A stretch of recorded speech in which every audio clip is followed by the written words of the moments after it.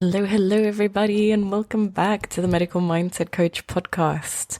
And of course, I disappeared off the radar for a little bit. Well, simply only because podcasts right now are the hobby, which I'm going to do my best efforts just to keep nurturing, for the foreseeable future, because there's so much goodness I want to share.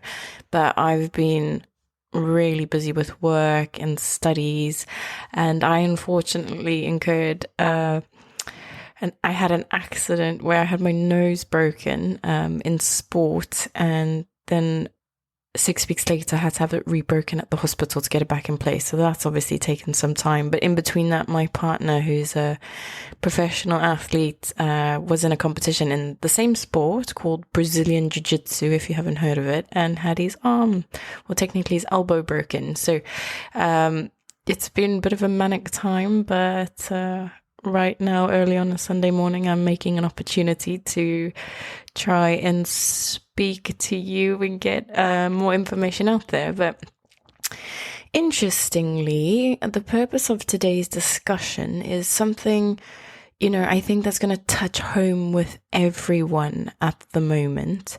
And, we've come out of this, I'm going to say this thing of COVID. Like, what is it? What has it been? Has it been a blur, a mirage, or this unreal thing that just happened for a significant period of time and then has just disappeared into thin air? And now people just talk of it like it's a common cold, and I had the flu, I had COVID, that kind of thing. But what is coming up with basically most, if not all, the patients I work with, at some point in our sessions, I'm seeing a frequent raised thing about mental health. And what's very interesting, because I have a couple of patients that work with me, or heads of HR in top firms and top companies, that lead hundreds of thousands of staff globally. And of course, since COVID, people were required to work from home, whether people got furloughed or people actually could physically work from home. But it's been quite interesting now to see that from the feedback that I've gotten from these HR patients, human resources, for those who don't know what that means, is that there's a big pull at work now to try and get people back into the office to do at least 3 days a week. And then speaking with a lot of people who work in corporate, that is sort of the general rule of thumb now, that people are trying to get in 3 days a week. And almost the feedback is like it's pulling teeth. People are really, really caught in this routine now that they work from home, stay in their pajamas, and really conduct their lives differently. But what's very interesting is that even though people are very comfortable, and I'm going to use the word complacent to do this, the next issue is that we're lacking that sense of social interaction, that sense of community, that natural sense of tribe that's inherent in our nature and our genetics. And, people are really happy to compromise one for the other. But I think I need to address this in saying that actually I think it's quite important to maybe consider coming out your shell and re-engaging with society for different aspects of your mental health. Yeah, maybe it's convenient not to have to travel 2-3 hours a day and put on makeup and have to find a really nice outfit, but maybe on the deep underlying subconscious, there is other needs that need to be met in that regard. So, really, really interesting.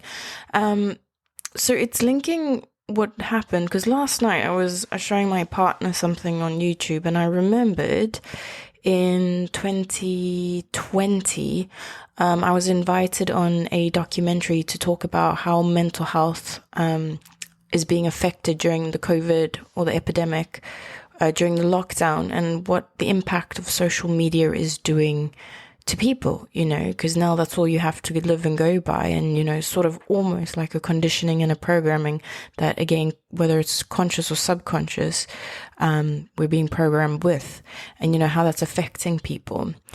And it stimulated this idea for this podcast where I thought, maybe I'm just going to import the audio, of the interviews that were had and the person that was narrating or conducting the whole project or documentary, because people are not really doing as much as they should be doing, or as a result of still being in this indirect or, self-imposed restriction or lockdown by not leaving the house.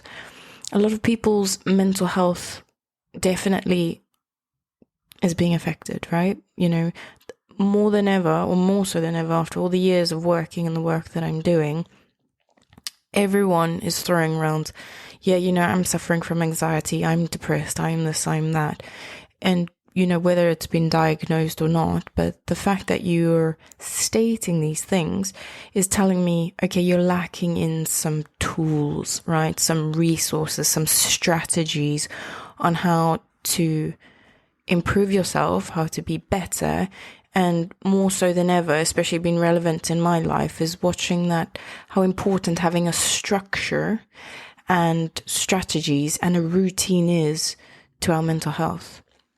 So what I thought today was I'm just going to bring in this documentary that we've done, that people can listen to it and just sort of get some feedback and tips on some ideas of what to do and maybe some tools. And of course, as always, which I'll always say, the purpose of this podcast is just to get information out there. And if you want to come see me, because, I'm the one-stop shop, as we joke, that, I can really help with dealing with emotional stress, anxiety, depression, and whether that might be stuff that has happened, from events or accidents or traumatic situations, varying to, maybe there's just a nutritional deficiency in your body or a toxicity overload, and then we can address all of them and really get you back into a state of good health where actually maybe you do not actually need to go on anxiety medication and things, or going to the big pharma, essentially, that yes, it's treating a symptom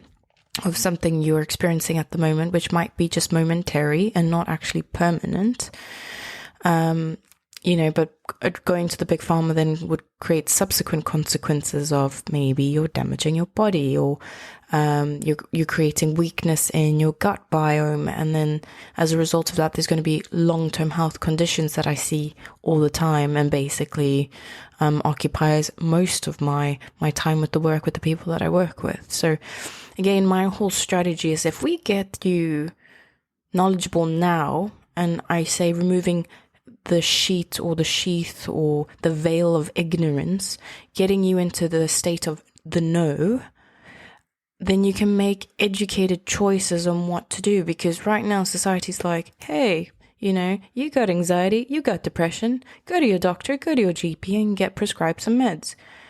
Biggest concern that I have with, Western science and medicine, and whether, for example, here at the NHS, but I know, of course, because I'm from South Africa, how multiple institutions work in terms of Western medicine, is that people put you on stuff, but there's no reviews like, okay, come back to me in 3 months' time and let's see what's happening. People just sort of like a programmed robot go, all right, doctor says I've got to take 2 of these a day. They're wearing the white coat, they must be correct. But actually it's not the case, because side story, when I was in my young years, when I was 17, my father passed away. So I actually ended up being adopted by a lady. And, I realized subsequently with living with her that she had mental health conditions, and specifically bipolar. And, so many years later, I'm really grateful for having that experience of understanding and living with someone with a true, deep, ingrained, mental health disorder, and really living the life of the struggle. And one big lesson that I took away from it is that figuring out medication is not a science, it's an art. That, try 1 of these, 2 of those, 5 of those, and see how you get along. And then it's just constantly a tweak. And then again, people think like, okay, he's got my meds right. But no, your body's changing consistently. Maybe nutritional deficiencies, what your diet is, what stress you're incurring on the day. And, the fine art is that you constantly have to get that tweaked. So I think to myself, well, if people are getting put on meds and, even meds for mental health conditions or even gut stuff, gut health issues, there's a common thing called PPI, which, reduces your stomach acid, and you should only be on it for a prescribed amount of time. But no one's doing the review checks, and I'm just like, how do we get people to make more concerted effort to go, hey, doctor, I would like to challenge you because I don't feel this is right for me, or I think I should get off this because I'm not suffering anymore, rather than just going, cool, I'm getting my prescription topped up, right? So what I'm saying, just to be clear, is that if you do have a mental health condition that is, pharmaceutically prescribed, that's great. But still, we can work on conditions. We can provide conditions and support and tools that are natural that can either support you. And maybe potentially this podcast speaks out to people who are, maybe not actually in need of the pharmaceuticals, and just having these few resources in place might actually support that. You won't need that, and we can get you working naturally, supporting yourself, than rather just opting for, I'm going to say, the easy solution, right?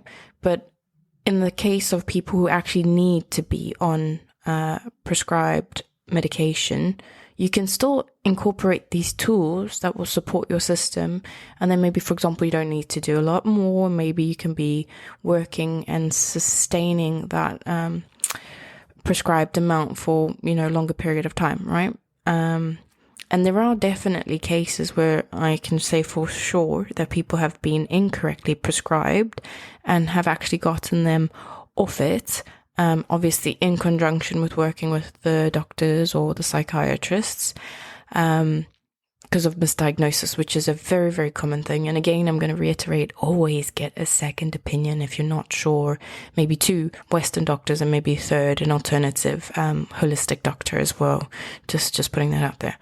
But anyway, bringing this back to the theme of the day, is that people are experiencing mental health symptoms, I'm going to say, as a result of still living the lockdown life. And as a result, I want you to listen to this documentary. It's not just myself talking. There's quite a couple of people, some people who have suffered from, the lockdown life and how it has impacted their mental health.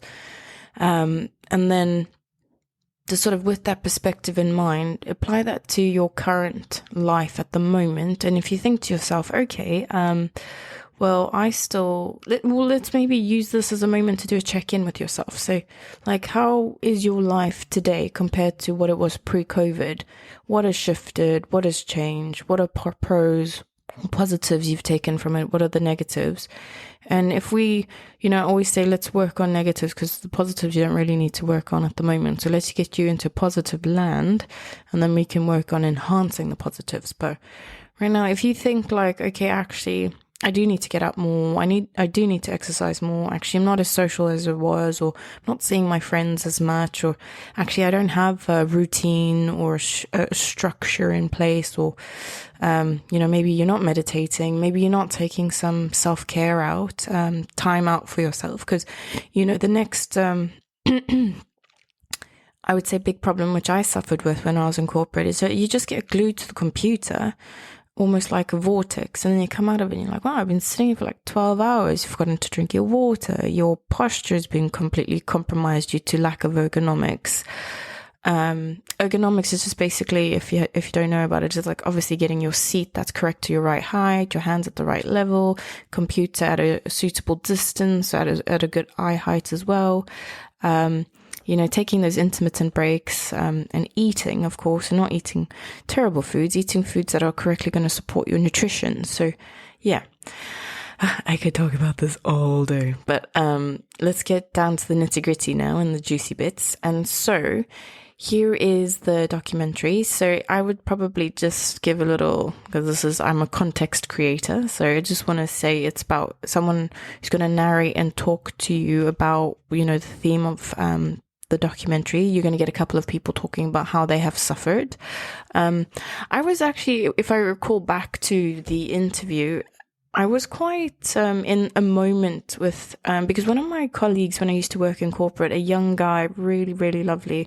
I don't know whether or not I should mention his name, but he has since, he's a really fantastic runner, I'll tell you that. Gosh, he could be like, I'm going to just go take my hour lunch break. And he just ran like 20 kilometers. And I thought, like, how on earth do you do that? That's incredible. But yeah, he was, I really loved it, very vulnerable and honest. And he would talk about that he was running for charities for men's mental health. And always speaking about the ideas that, men don't get to speak about their feelings, or society doesn't allow it. And that energy was really embodied in me at the time.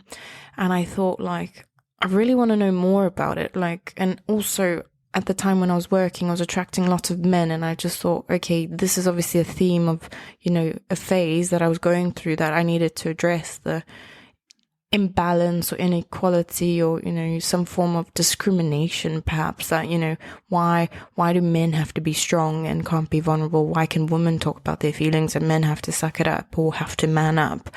So there was a lot of emphasis, I think, from the big interview that I had. But of course, when you end up watching the documentary after talking or blabbing for 2 to 3 hours, to see like segments cut out and what they've taken from it, it's quite interesting, actually.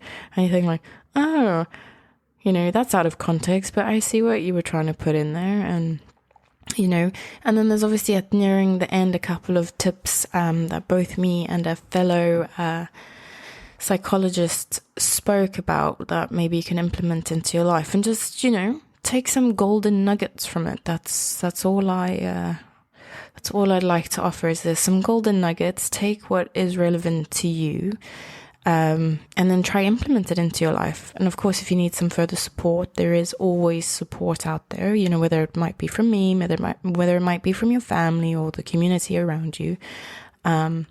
It's always available. So never think that it's not.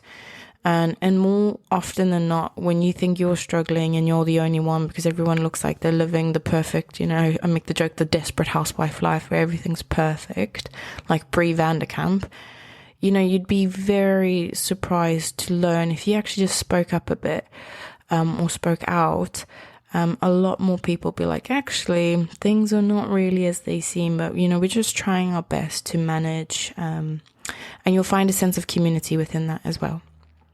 Yes. So what I'm going to do is I'm just going to play this documentary. I think it's like a 25-minute, something around there. But what probably will happen is, obviously, because this was a documentary, so there might be some intermittent music playing. And then you'll be like, oh, what's happening now? But that, at the time in the documentaries, there's just some images being shown of just like some suggestions, like visually. So just hold out for that. And if you have any questions, any comments, or any feedback, which I really enjoy from my podcast, is that I'm very grateful that all my patients are listening to them. And if not, sharing that with their friends and family as well, so thank you. But I really enjoy the feedback and interaction. I get that, when you come for your session, then we can talk about, I listened to this podcast episode, and, it really brought up something within me, or, I really thought about this, or I've tried to start implementing this technique, and, it's been really, really helpful. So I told my friends about it. And if anything, it's just acting as like a form of a icebreaker, and really putting us into place to start talking about it. And, if anything, I set things in motion for you to go, maybe I'm going to try and be a little bit vulnerable. Maybe I can be the guy in my circle, or girl in my circle, to start these things. So yeah, as always, some food for thought. And because obviously it's going to be a bit of and this is going to be a bit of a longer podcast, I will leave the documentary on that note. and look forward to hearing any feedback, whether you want to just text me or not, or just say, yeah, you know what, actually, I've been dealing or struggling a bit more with mental health at the moment. Maybe there's something we can do.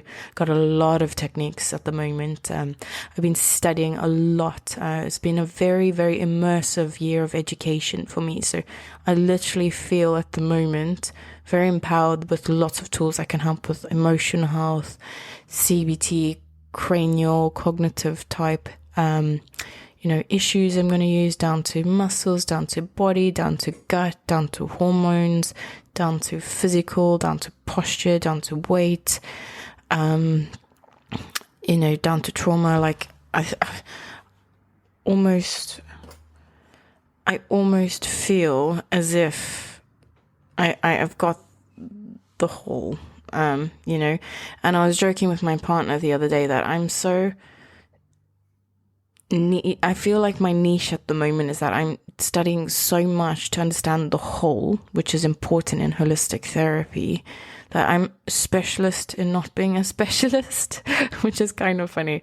You always got to have the odd ball out there doing something a bit different. But I really, really value like just trying to get people in and just trying to really understand the conditions and see how we can address it to get you the long-term results that you're seeking. So yeah. On that note, nice to chat to you, or chat to myself and metaphorically chat to you, and, look forward to hearing what you say and your feedback. Yeah? Okay, bye.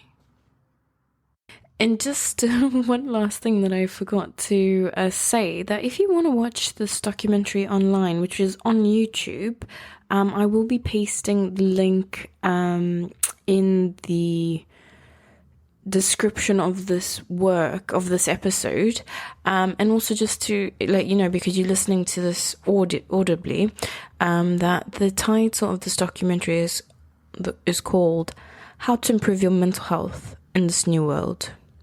Okay, bye. Hello, my name is Tess. Everyone knows someone who suffers with mental health, even if they aren't aware of it. It's a secret enemy that has taken many people. This COVID-19 pandemic has taken a massive toll on many people's physical health, but more so on people's mental health. Many of those affected have sought help. However, a lot of people have fought this in silence.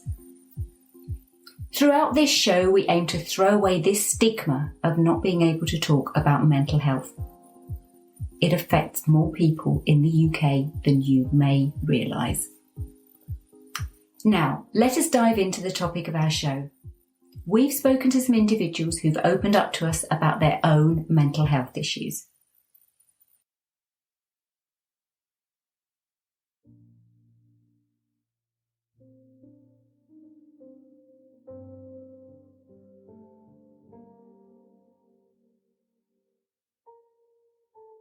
I'd probably say the mental health issues that I find with social media is more to do with anxiety, which of course leads on to depression. So I suffer with anxiety. I've suffered with it ever since I was in year 9, year 10. Environment, like the silence and being close to people, I didn't feel comfortable with it, and I never really have. I definitely spend too much time sort of worrying about things that you don't need to worry about, but it's like in my head, I choose to worry about it. So I'm always need to be stressing about something. I experience the mental health issues through anxiety mainly, sometimes depressive symptoms, sometimes addiction as well, but mainly anxiety, especially with the pandemic. Towards when I was becoming a teenager, probably about 13 or 14, but I didn't really understand it that well. I'd wrap myself up in my own mind that much that it was killing me, and I woke up and I just said, I just don't want to be here. I'm just scared about people like judging me, and like if I post it or if I do something or if I share something, it could have like a little backlash against me. Like I feel like people might judge me, not necessarily online. What I'm more scared about is the fact that people might judge me like offline. Like people might talk to their friends like, oh, did you see this picture that Lucy posted today? Oh, look at that and stuff like that. That's what I'm mostly scared of. with being stuck in lockdown, social media has provided a look into the outside world, and it's the only way to look into the outside world because you can't go anywhere. So it's like, how are you supposed to know what's going on in your friends' lives and your family's lives? Social media is one of the only places really where you can go and do that. Social media has been like my go-to, purely because it's just easily accessible. Like I can just pick up my phone and I can just go on like Instagram or Facebook and I can just see everything on there. I have experienced an impact on my mental health after using social media, especially in lockdown. Prior to lockdown, I didn't really use social media, but because of the lack of distractions and working on my laptop and being surrounded by social media, I feel like I've not been able to get away from it. It's given me so much time to sort of focus on things that usually I would try and ignore and help ease my own anxiety. So because we've got so much time in our hands, it's sort of, you've got so much time to look through social media, to sort of look at what other people are doing, that usually you don't have that much time because you're in the real world and you've got work and you've got university. I think it sort of gives you more time to sort of focus on those things that you try so hard in normal life to combat.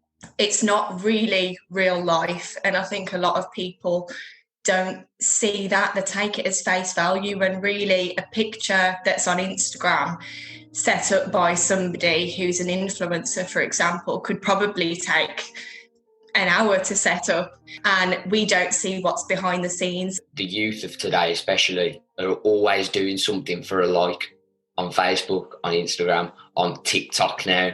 A lot of people nowadays will edit photos. I know a lot of girls do. It's not even like little bits anymore. It's, you've got to have perfect curves, you've got to have big boobs, big bum or whatever. You can get wrapped up in thinking, well, why is a boy going to want me when they can have this girl? But you've got to come to terms with the fact that social media is just one snapshot of what people want you to see.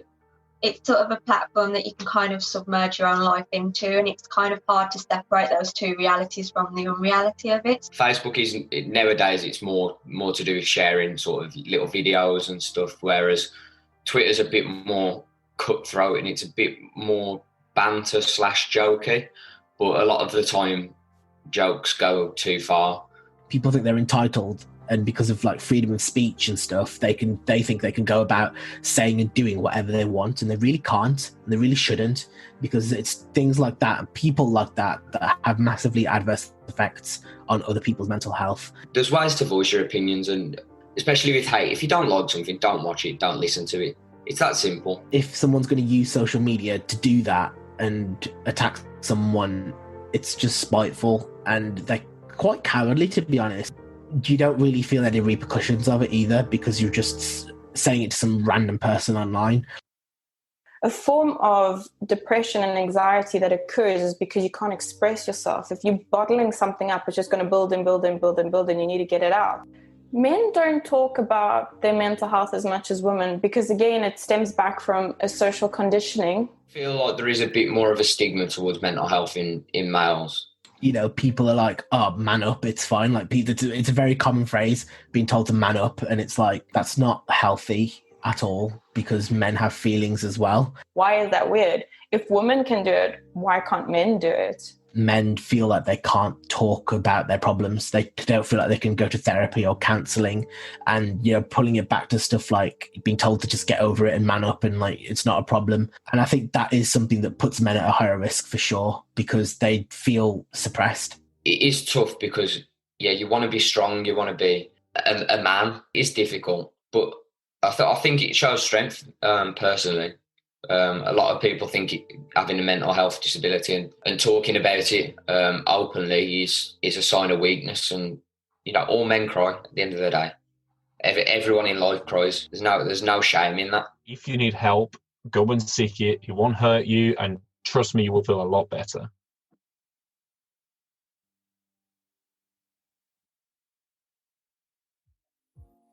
Did you know that within a year, 1 in 4 people will experience mental health problems? This is a very high statistic. So make sure that you do not instantly judge someone, and be kind. You never know what they're going through. Always check in on people because it might be just what they need. We need to remind ourselves to be kind to others, including ourselves. Social media has been labelled as a cause for many mental health issues. But to what extent is this true? We've spoken to psychologists to see how much social media harms our minds.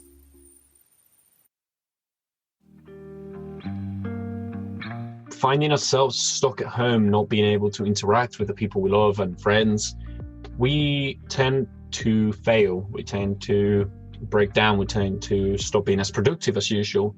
And this has to do with the fact that interacting with people makes us happy, makes us go forwards, it incentivizes us to do stuff. However, when that's ripped apart from us, which was what happened due to quarantine, most people tend to break down, lose hope, and behave in completely different ways that they used to do. I knew I wanted to become a psychologist for over 4 years now. It's something that I'm passionate about, and it's something that can help thousands of people in the long run.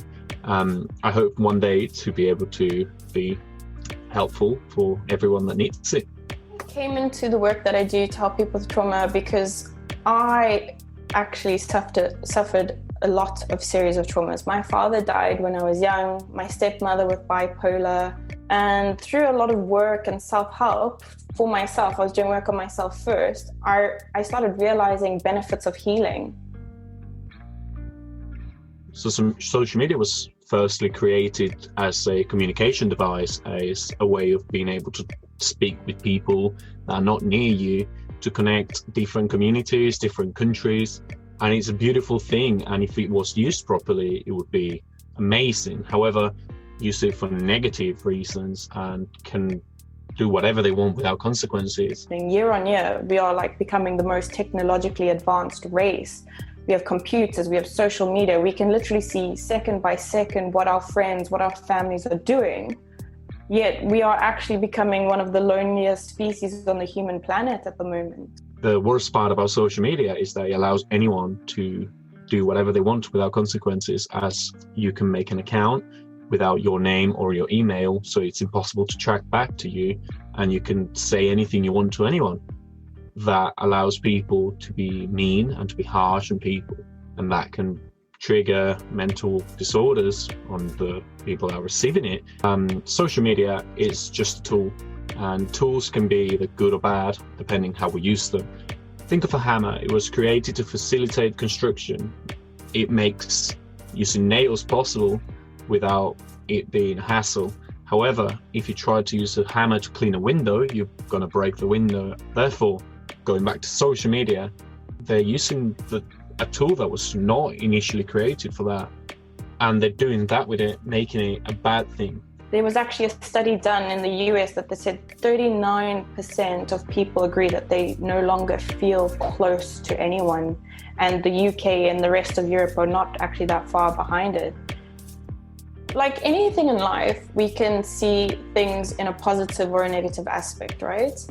And when we hear the words anxiety and depression, again, we're focusing on these ideas that this is something very, very, very, very negative.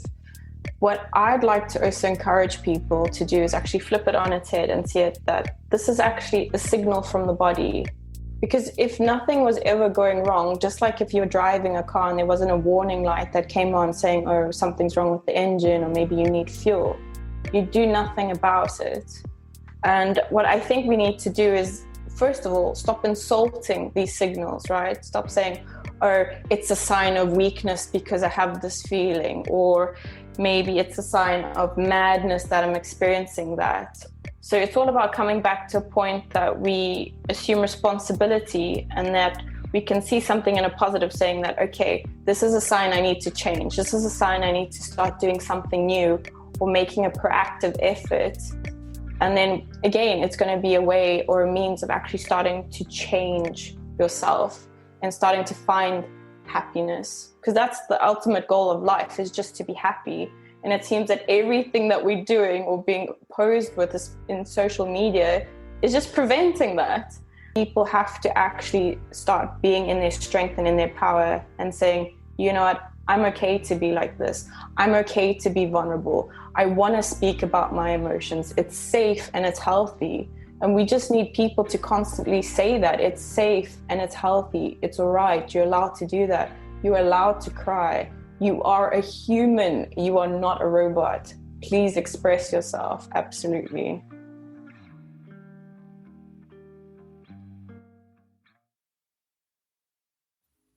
It can be concerning to know how much social media can affect our mental health. And with this new reality due to COVID-19, constantly being stuck at home means that we're using our phones more than usual to keep up to date with our friends and family, or just to pass the time. You would think that constantly spending time with our household would mean that we don't need to spend all of our time on social media, but this is not always the case.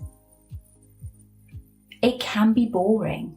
Having nothing to do during lockdown can magnify our thoughts and feelings and make it even more of an uncomfortable situation. We welcome back our researcher Georgia as she takes a look at what people have been up to during lockdown to make it more interesting. Lockdown brought many good and bad experiences, but let's face it, we all enjoyed not having to do our hair for 3 months. However, it did get a bit boring.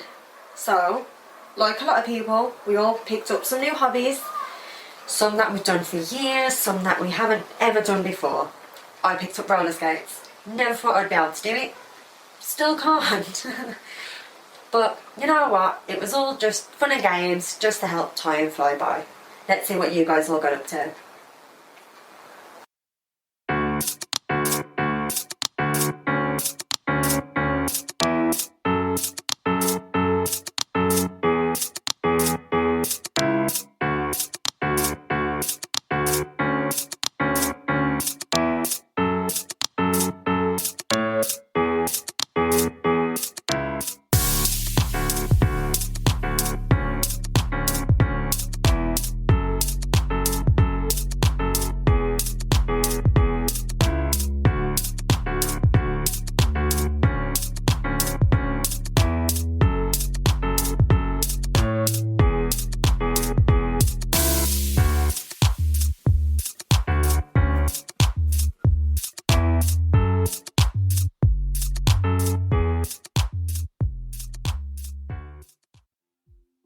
Hobbies have been a good thing during this lockdown. They've given us all something to do and to focus on. For me personally, I've read enough books to start a library. I've taken up painting on stones, and I've walked the equivalent of Land's End to John O'Groats, all within a 5-mile radius of my house. Although hobbies have always been a good way to distract and relax our minds, this is not always the answer when someone is struggling with their mental health. We welcome back our psychologists as they advise us on how to help us when we're struggling with our mental health. It's important to note that not all mechanisms work for everyone, and that there is thousands and thousands of methods of coping mechanisms out there for people. I do recommend for everyone to try as many as they can until they find whatever they think is the best method for them. So hobbies would be things that make you happy, and that can literally be whatever. And again, very personalized to your personality. It might be for some older gentlemen to do chess. It might be someone to play football. It might be someone to do cooking. It's not limited, or even dancing. It's just what serves you for your highest purpose, what makes you happy. Not what social media is telling you that makes you happy. It's what makes you happy. Hobbies gives us a routine in a day. It keeps us focused and it keeps us doing something that we like. For example, growing a plant. When you water the plant every day at the same time of the day, you start making a routine, you start doing the same thing every day, and that keeps you going. You look forward to that moment, you know that's going to happen, and it helps you forget about stressful things and not panic about what you can't or can do on the day. Have to change your whole lifestyle. So that goes with changing your diet? Are you physically exercising? Are you doing meditation? To acknowledge the toxic people in your life. There are people that can add to your life, they can add to your value, or they can take away. And it's being in that strength to actually say, you know, this group of people like to do drugs, they like to party too much, they like to drink a lot. But you don't personally like that, but you're going into these groups for whatever reason, and you're doing things against your nature, but you come home in this depressed state, but then you go and smash yourself with drugs, and you got to then take that check-in and say, that's toxic. I think the most important thing is that you have to be the inspiration for yourself as well as be an inspiration for others. People underestimate sleep. And this again will come back to social media, is that with even the lighting on our phones, it will actually inhibit our brain to switch off because of this brightness of the screen. So I always recommend to put your screen completely on low light, because the first thing that people do when they wake up is boop, boop, boop on the phone. It's been proven to be quite effective for people with anxiety to sit down, close their eyes and count to 10, drawing each number as they count it in their head and seeing them created in their mind. And then once they reach 10, to open their eyes and keep going with the day. Coming from South Africa and also living in the UK, it's a massive thing that people are really active into drinking. And drinking really distorts the mind. So by changing that and decreasing your drinking, you're not polluting your liver as much. And by not polluting your liver as much, your body will start to function a lot better. I always encourage families and friends and everyone else that I know to seek professional help whenever they feel like they need it. It's a problem in this society that we've created a stigma with asking for help. Who are we? We are vulnerable human beings, right? But we're not acting like that. So if we start to speak out, because I always say it's our right to have a voice, but it's our responsibility to make it heard. What are we feeling? Because when we're feeling completely alone, that person's feeling completely alone in that one. But when you start to speak about it, then we're creating a sense of community with each other. And then that will bring that sense of belongingness back to each other. And you can do community projects, do your hobbies, do things together, because that is what's natural for our being. Going and asking for help is usually the strongest possible thing you can do.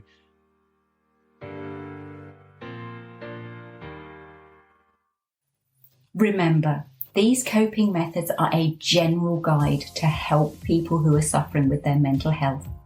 But if you feel that they're not working for you, then feel free to use the many services available to help you.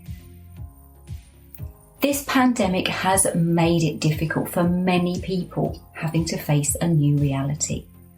But by continuing to be open about our feelings and communicating with your loved ones, you can get the support that you need to help you through the dark times. As this show ends, please join talented local singer Jack Cattell in his parody. And remember, this is not COVID forever. Stay safe.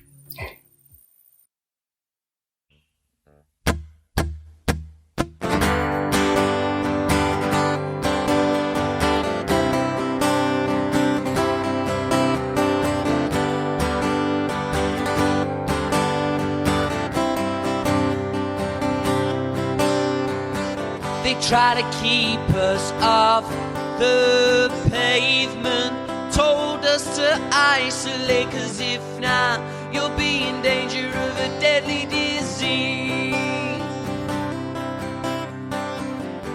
You asked would I like to go stock up on toilet roll, get some hand sanitizer.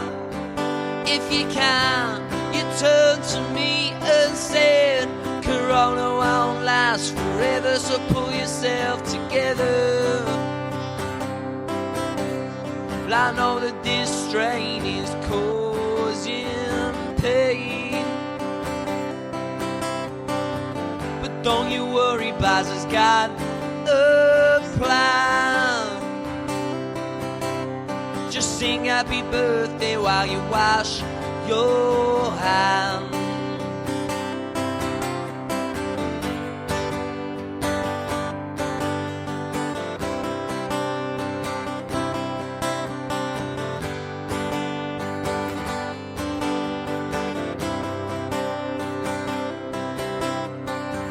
They try to calm the hysteria, but all night long, all I see is news headlines, and they're all telling me that I'm going to die from this thing. So don't leave the house if you show any symptoms, just self-isolate for the 14 days, and by then you're probably gonna feel better again. Corona won't last forever, so pull yourself together. I know that this strain is causing pain, but don't you worry, Baz has got a plan. Just sing happy birthday while you wash your hands. Corona won't last forever. Corona won't last forever. Corona won't last forever. So stay safe, we'll get through this together.